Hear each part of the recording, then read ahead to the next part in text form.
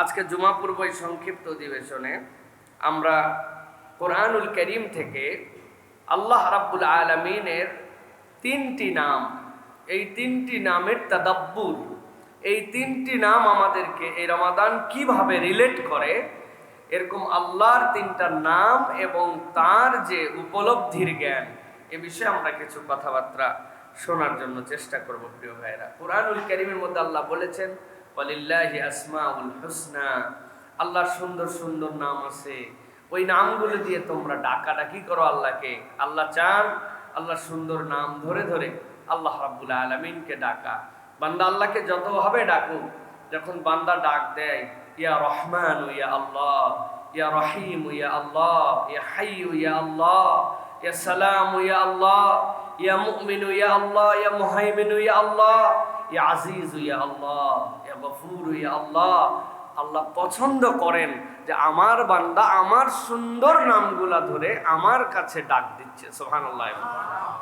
এবং আশ্চর্যের বিষয়, প্রত্যেকটা নাম যে আল্লাহকে ডাকছেন, আপনি আল্লাহর কাছে কোনো একটা আপনার জীবনের প্রাপ্তির জন্য দোয়া করছেন।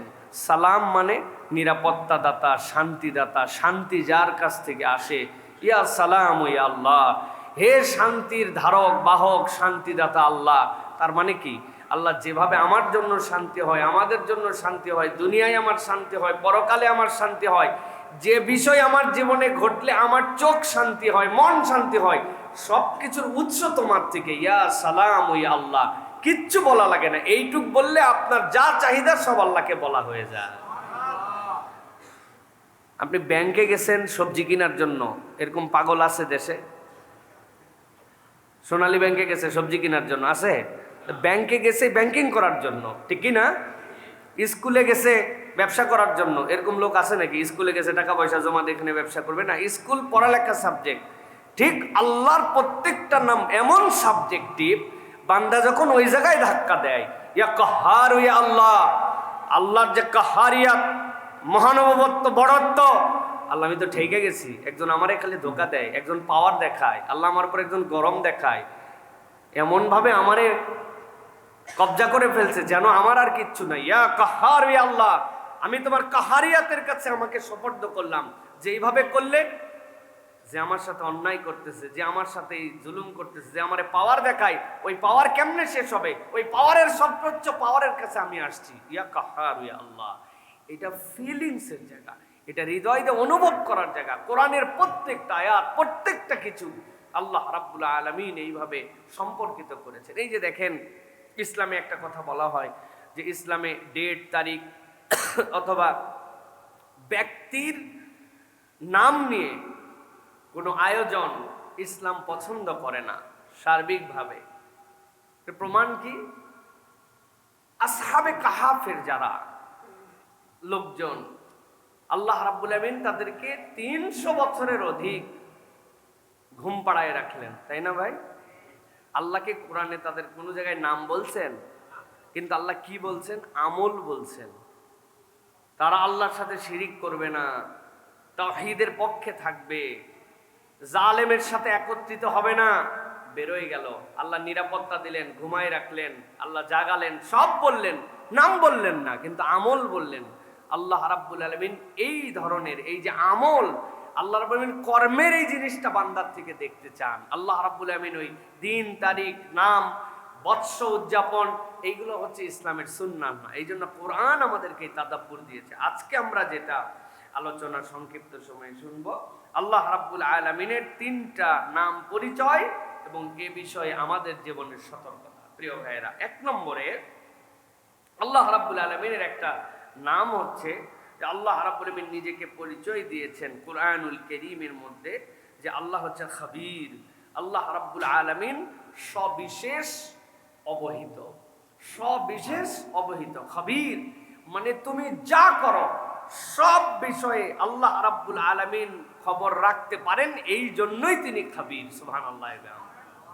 আমাদের কাছে খবরের কোনো অংশ থাকে, কোনো অংশ থাকে না, কিন্তু আল্লাহ রাব্বুল আলামিনের নিজের পরিচয় হচ্ছে খাবীর, মানে রব্বুল আলামিন সব কিছু জানেন। এটা হচ্ছে 1 নম্বর। আজকে আমাদের আল্লাহর এই পরিচয় সম্পর্কে আল্লাহ কোরআনুল কারীমে কি আমাদেরকে ধারণা দিচ্ছেন সে বিষয়ে আমরা কিছু কথা শুনি। প্রিয় ভাইরা, এই যে আল্লাহ রাব্বুল আলামিন খাবির শব্দ ব্যবহার করেছেন, এই খাবির শব্দটা একাধারে সূরা নিসার মধ্যেই 4 বার আসছে।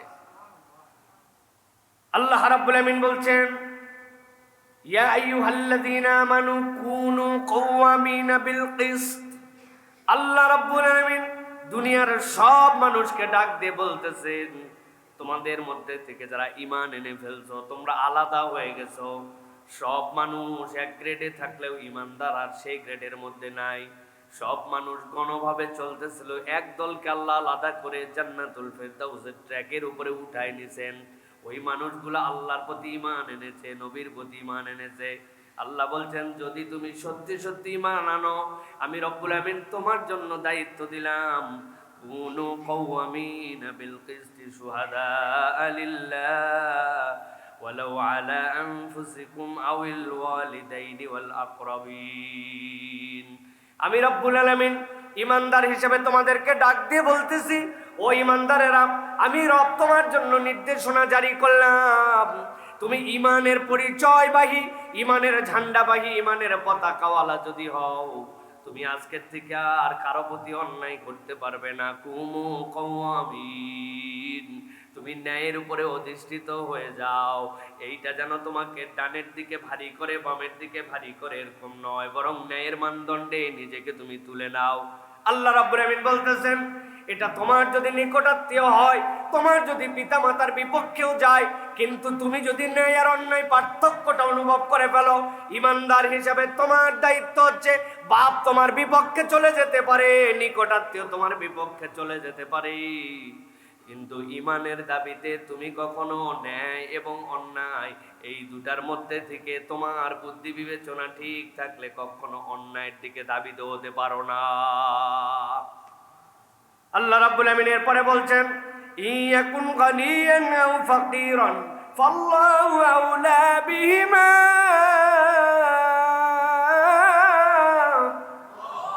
ক্ষেত্র তো অনেক সময় এরকম হয়ে যাবে, তোমার সামনে এমন পার্সোনালিটিওয়ালা লোক আসছে, এমন ধরনের ব্যক্তিত্ব সম্পন্ন মানুষ আসছে, বিচারে তোমার সামনে এমন পার্সোনালিটির লোক দাঁড়াইছে, কোটি কোটি টাকার মালিক হতে পারে, সে গণী হতে পারে, আবার উল্টাটাও হতে পারে, নিঃস্ব একজন মানুষ হতে পারে, কিন্তু তুমি যদি ঈমানের ওই পরিচয়ের বাহক হও, আল্লাহ বলছেন ওটা তোমার এমন মানদণ্ড হবে, সে গণী হোক আর সে গরিব হোক, সে ধনী হোক আর সে ফকির হোক, সে তোমার নিকটাত্মীয় হোক আর দূরের আত্মীয় হোক, ঈমানের দাবিতে আল্লাহ বলছেন কখনো তুমি ন্যায়ের পথ ত্যাগ করতে পারো না।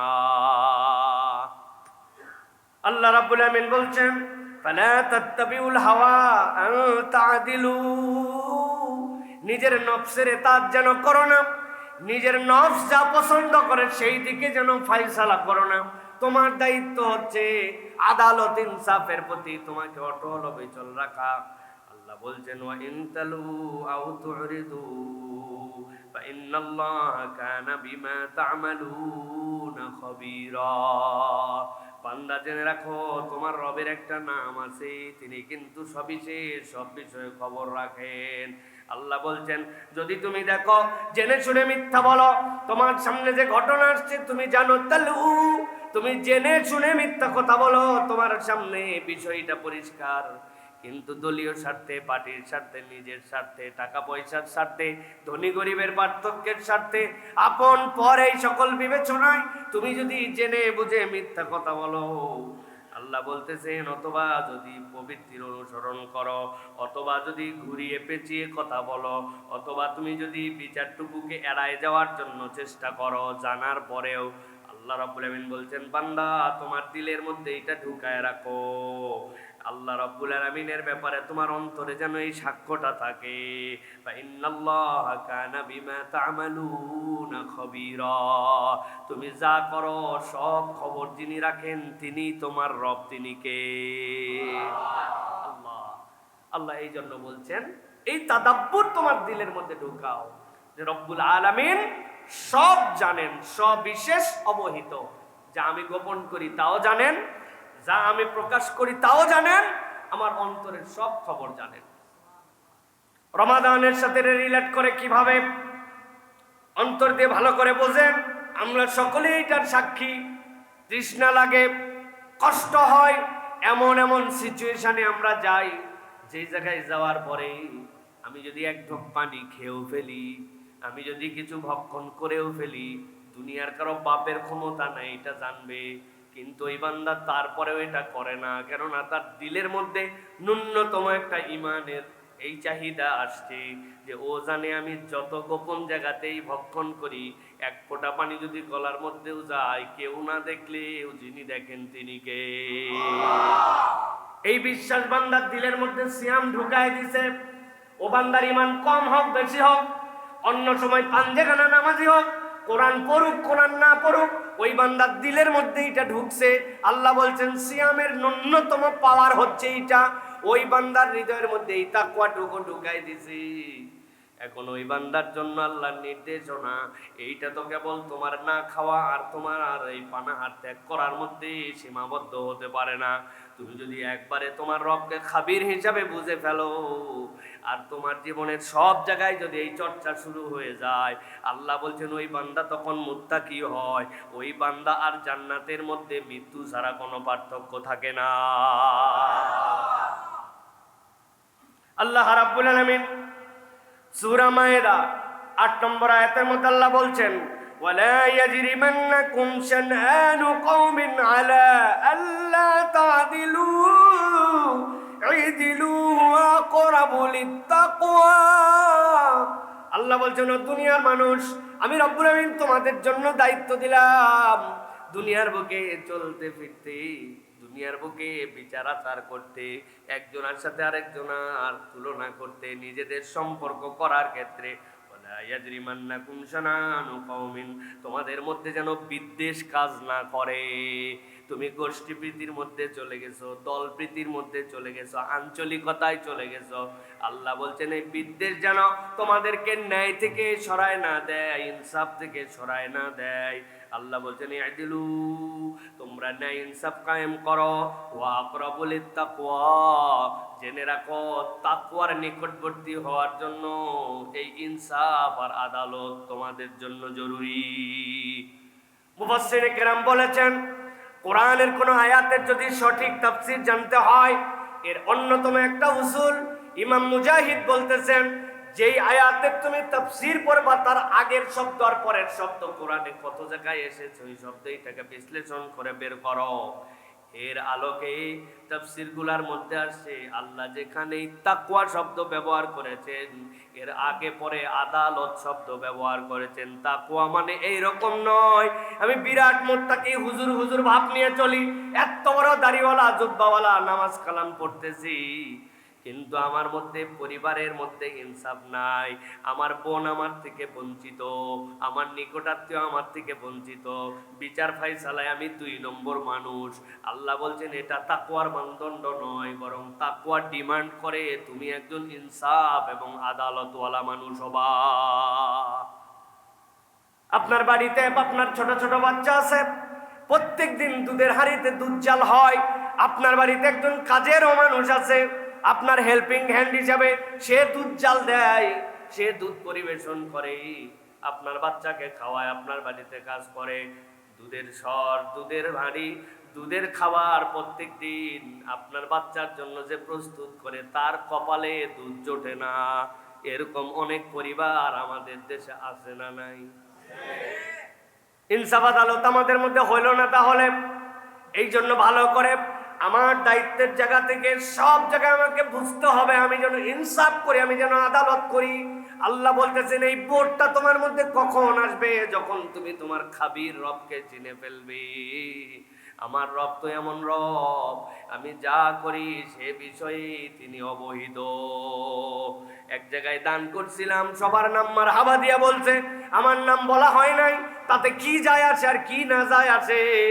চূড়ান্ত যে খাতা আছে ওই খাতায় আমার নাম উঠছে কিনা, হ্যাঁ আমার রব তো খবীর। সুতরাং আমার রবের কাছে এর খবর পৌঁছায় গেছে। এই ঈমান যখন একবার বান্দার উপরে, আল্লাহর উপরে বান্দার চলে আসে, ওই বান্দার প্রত্যেকটা পদক্ষেপ তখন রব্বুল আলামিনের কাছে হাজির হওয়ার মানসিকতা চালু হয়ে যায়। ওই বান্দা তখন আল্লাহ রব্বুল আলামিনের নিকটতম বান্দা হয়ে যায়। সুবহানাল্লাহ, সুবহানাল্লাহ বিহামদি। এই জন্য প্রিয় ভাইয়েরা, সব সময় মনে রাখতে হবে যে আল্লাহ রাব্বুল আলামিন আমার সব বিষয়ে সবিশেষ অবহিত। এই জন্য আল্লাহ হচ্ছেন আমার জন্য খাবীর। মনে থাকবে তো ইনশাআল্লাহ? প্রিয় ভাইয়েরা, এটা গেল 1 নম্বর। আজকে অনেক কথা, এই জন্য সংক্ষেপে বলি প্রিয় ভাইয়েরা। 2 নম্বরে আল্লাহ রাব্বুল আলামিনের একটা নাম, সেটা হচ্ছে আল্লাহ পরাক্রমশালী, মহাপরাক্রমশালী, প্রজ্ঞাময়। সেটা হচ্ছে আল্লাহ হচ্ছেন আজিজুল হাকিম।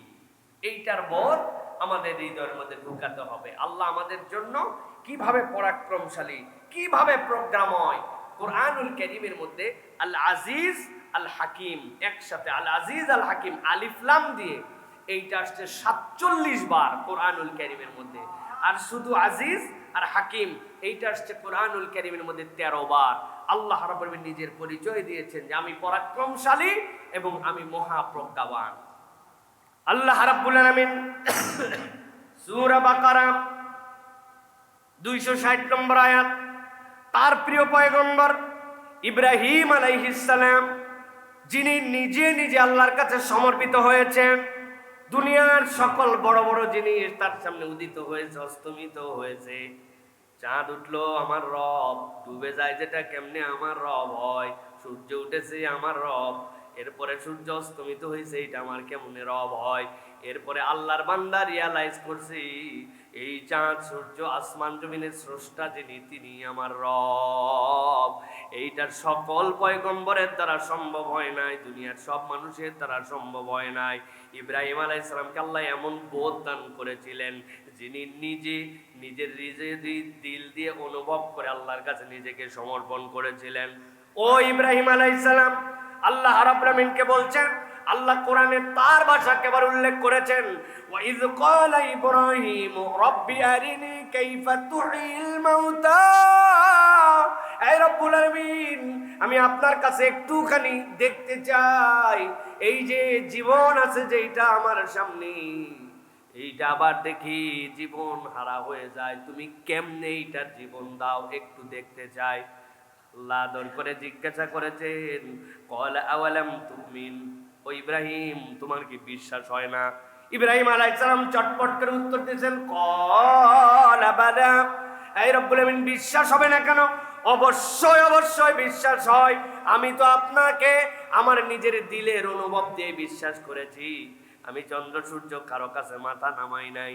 আল্লাহ রাব্বুল আলামিন বললেন, তাহলে কেন তুমি এই কথা বললে? ইব্রাহিম বলেন, ওয়ালাকিন লিয়াতমাইন্না কলবি। হে রব্বুল আলামিন, আমার অন্তরটা একটু প্রশান্ত হইতো যদি আপনি আমাকে দেখাতেন। বিশ্বাস তো করি দিল ঠান্ডার জন্য, দিলের মধ্যে একটুখানি ভালোবাসা পাওয়ার জন্য, এই জন্য আপনার কাছে বলছে আল্লাহ, আপনি দেখালেও বিশ্বাস করি, না দেখালেও বিশ্বাস করি। আল্লাহ রাব্বুল আলামিন ইব্রাহিম আলাইহিস সালামকে কথা পছন্দ করে ফেললেন, ডাক দিলেন আল্লাহ, ক্বালা ফাখুয আরবাতাম মিনাত তায়র ফাসুরহুন্না ইলাইক। ও ইব্রাহিম, 4টা পাখি ধরে নিয়ে আসেন, এদেরকে গায়ের মধ্যে আদর করে পোষ মানায় ফেলেন, যাতে তারা আপনার কথা শোনে। ইব্রাহিম আলাইহিস সালাম 4টা পাখি ধরলেন, ফাসুরহুন্না, এদেরকে পোষ মানায় ফেললেন। আল্লাহ রাব্বুল আলামিন বললেন, সুম্মা জাআলা আলা কুল্লি জাবালিন মিনহুন্না জুযা, এরপরে এইগুলাকে আপনি জবে করে ফেলেন। করার পরে এই 4টা পাখির এই গোশতগুলিকে আপনি বিভিন্ন পাহাড় যেইগুলো আছে এই পাহাড়ের মধ্যে নিক্ষেপ করে করে আলাদা করে রেখে দিয়ে আসেন। এরপরে যেই জায়গাতে দাঁড়ায়া 4টা পাখিকে পোষ মানাইছিলেন জায়গা মতো আবার ফেরত আসেন। ইব্রাহিম আলাইহিস সালাম সেই জায়গায় আসলেন। এরপর আল্লাহ ডাক দিলেন, সুম্মা উদউহুন্না ইয়াতিনাকা শাইয়া। চিন্তা করেন না, এবার তাদেরকে ডাক দেন আপনি। পাখিগুলো আপনার পোষ মানাচ্ছিল, কিন্তু এখন আপনি খণ্ড খণ্ড বিখণ্ড করে বিভিন্ন জায়গায় ছড়ায় দিয়েছেন। এখন আপনি ডাক দেন সাইয়া, দেখবেন আপনার ডাকের সাথে সাথে কি ঘটে যায়। ইব্রাহিম আলাইহিস সালাম ডাক দিলেন, ও আমার পাখিরা আয়। পাখি কি আছে নাকি? পাখি তো নাই, পাখির গোশত বিভিন্ন জায়গায় ছড়ানো। আল্লাহ বলতেছেন, এই ডাকতে দেরি, 1 মুহূর্ত দেরি হয় নাই, আল্লাহর হুকুমে 4টা পাখি আবার আকৃতিতে ইব্রাহিম আলাইহিস সালামের কাছে ফেরত এসে হাজির হয়ে গেছে। আল্লাহ রাব্বুল আমিন বলছেন ওয়ালাম আন্নাল্লাহা আজিজুন হাকীম।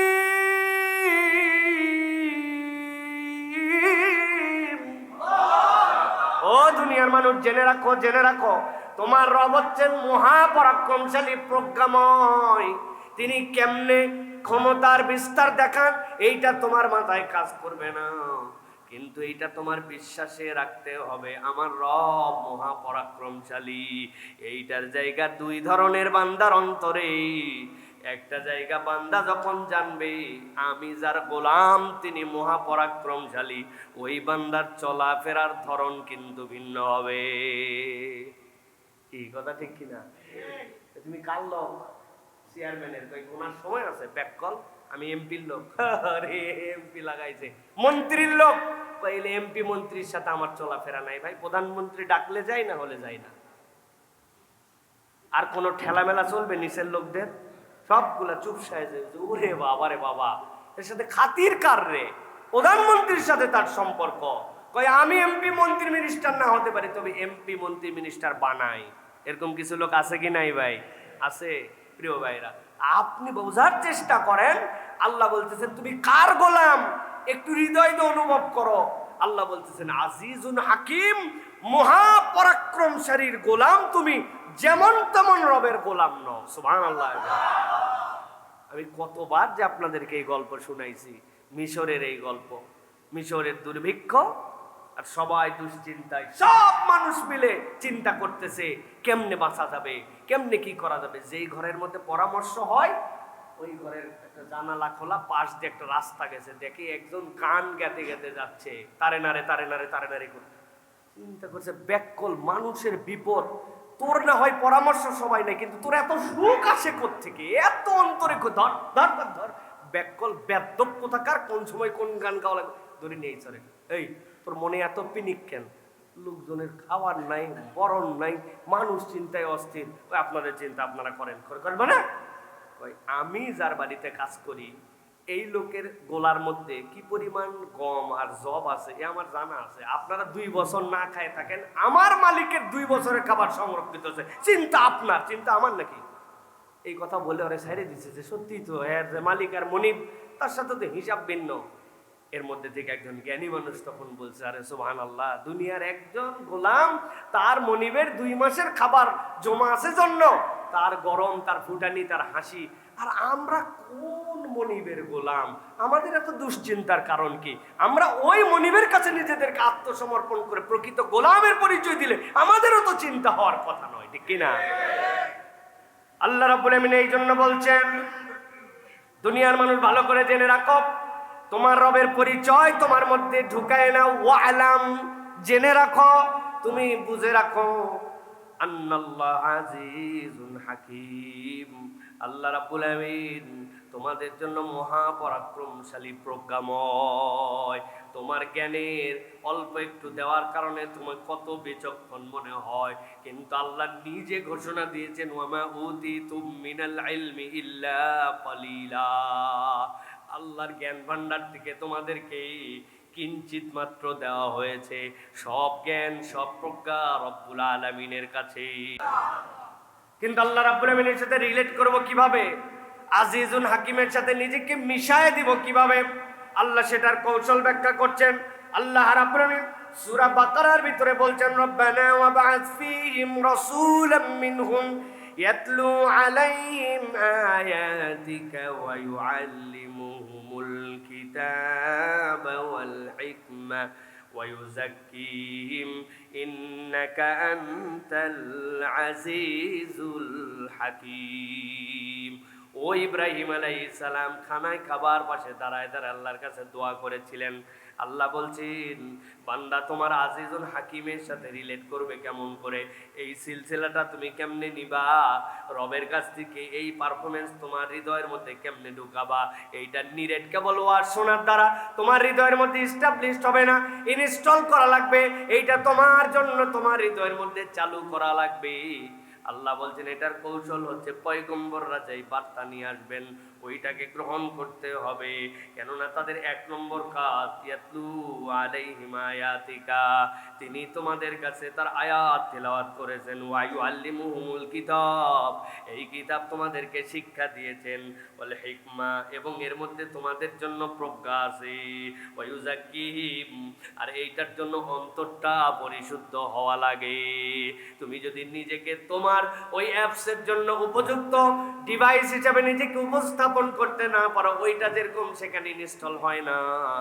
অন্তর যদি বিশুদ্ধ না হয়, তাওহীদ যদি তার মধ্যে না থাকে, শিরিক মুক্ত যদি না হয়, আল্লাহ রাব্বুল আলামিনের নবী যেইগুলা নিষেধ করেছেন, ওই আন্দাজ, ওই খারাপ অভ্যাসগুলা থেকে যদি দূরে সরে না যাও, আল্লাহকে আজিজুল হাকিম হিসাবে তোমার হৃদয়ে তুমি পাবা না।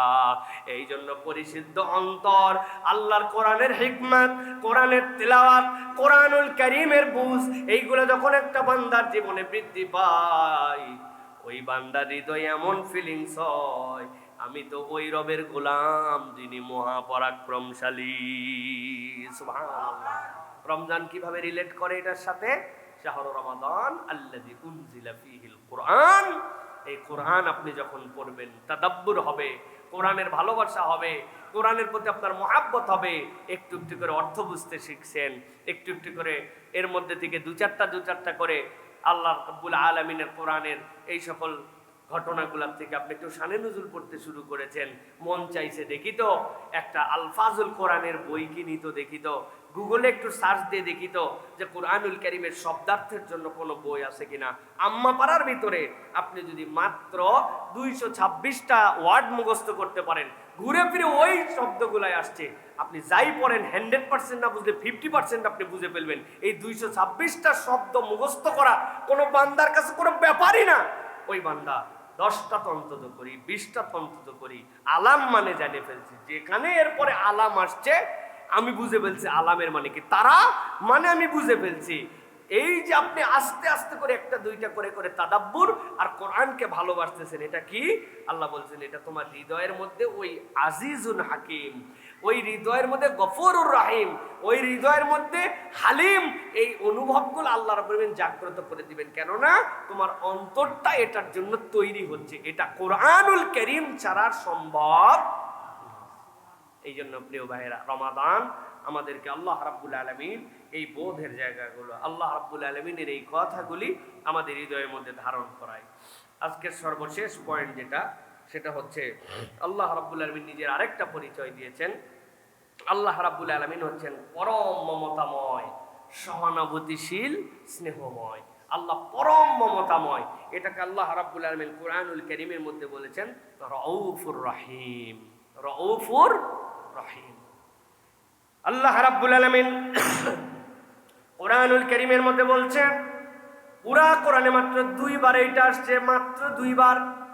আল্লাহ রাব্বুল আলামিন কোরআনুল কারীমের মধ্যে বলছেন বান্দাদের জন্য মিনান নাসি মাইয়াশরি নাফসাহু ইবতিগা মারদাতিল্লাহ আল্লাহু রাউফুম বিল ইবাদ।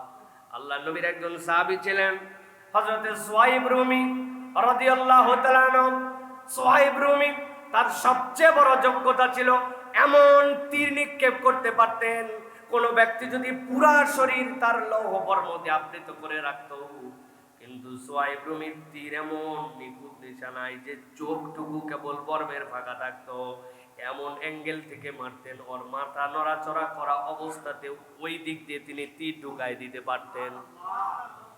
ঈমান এনে ফেলছেন, বেশ সম্পদওয়ালা মানুষ, চিন্তা করছেন সম্পদ আমি কি করব। অনেক বুদ্ধি করে সম্পদ এক জায়গায় মাটির নিচে গোপনে পুঁতে রেখেছেন।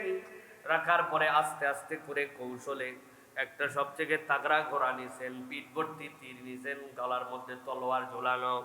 এরপরে কৌশল করে বের হয়ে চলে যাবেন মদিনায়। আল্লাহ নবীর সাথে যদি দেখা না হয় তার হৃদয়ের খোরাক মিটে না। হযরত সুহাইব রুমি যেই না মদিনার উদ্দেশ্যে রওনা হলেন, পথে মধ্যে ঘোষণা পেয়ে গেল মক্কার কুরাইশেরা এ তো পালায় পালায় মদিনায় যায়, আটকায় ফেল। কুরাইশরা সব তাকে আটকায় ফেলছে, আটকানোর পরে পথ রোধ করে ফেলেছে, তোমাকে মদিনায় যেতে দেওয়া হবে না। দূর থেকে দাঁড়াইছেন সুহাইব রুমি, ঘোড়ার পিঠ থেকে দুইটা পা জিনের মধ্যে লাগায়া মাথা উঁচু করে কুরাইশের দিকে তাকায় বলছেন, পিছন দিকে তাকায় দেখো কতগুলা তীর, যতগুলা তীর আছে একটাও মিস হবে না, একজন করে মরলেও একটা করে মারবো। আমার তীরের পাওয়ার তোমার ধারণা আছে?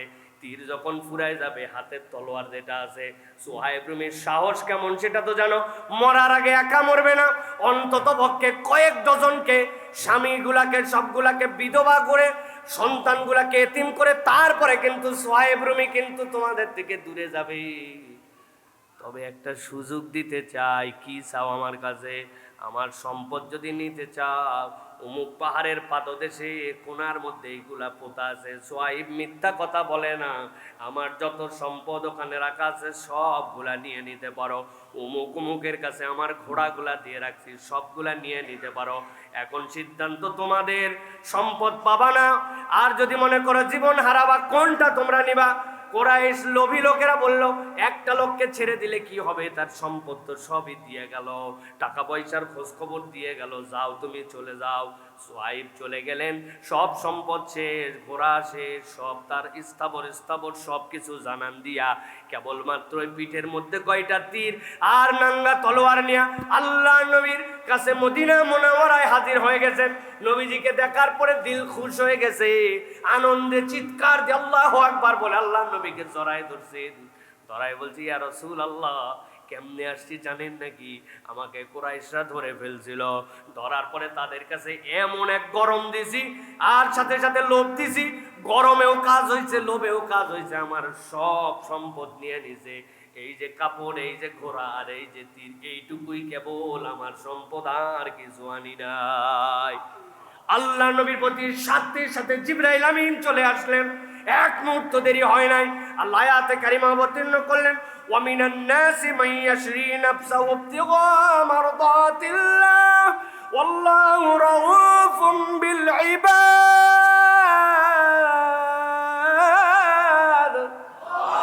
আল্লাহ বলছেন, দুনিয়ার কতক মানুষ আছে, ওই মানুষগুলা আল্লাহর জন্য সব কিছু বিক্রি করে দিতে পারে।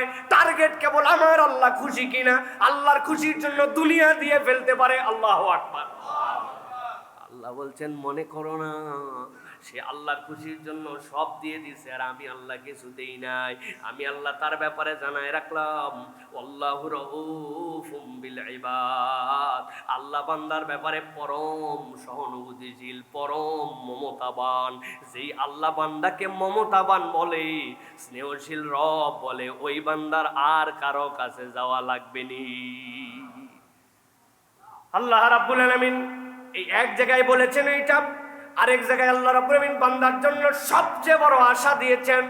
এই কোরআনের যত আশার আয়াত, যত বেশি আল্লাহ রাব্বুল আলামিন বান্দাকে আকর্ষণের আয়াত, বান্দাকে বাঁচায় দেওয়ার আয়াত আছে, তার মধ্যে আমার দৃষ্টিভঙ্গিতে ওয়ান অফ দ্য বেস্ট আল্লাহ কোরআনুল কারীমের মধ্যে সূরা আলে ইমরান, কোরআনের 3 নম্বর সূরা 30 নম্বর আয়াতের মধ্যে এরকম একটা ঘোষণা দিয়েছেন।